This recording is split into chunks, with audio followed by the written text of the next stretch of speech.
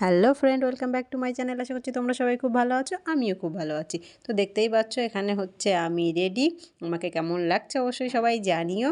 আর এখানে বাবানও রেডি। আমরা তিনজন মিলে আজকে যাব হচ্ছে পুজো দিতে। বাবানের একটা পুজো দেওয়ার কথা ছিল, মানসা টাইপের ছিল, তো ওর জন্য বেরিয়ে পড়েছে। আর চারিদিকে দেখতেই পাচ্ছ কত সুন্দর সরষে, মানে যেহেতু যে রাস্তাটাতে যাচ্ছি চারিদিকে শুধু মাঠ, ওর জন্য এত সরষে লাগিয়েছে, দেখতে ভালো লাগছে। চারিদিকটা শুধু হলুদ হলুদ হয়ে আছে। আর এখানে মা আছে, বাবান আছে, আর আমি, আর যিনি টোটো নিয়ে এসেছি ওই দাদাটা আছে।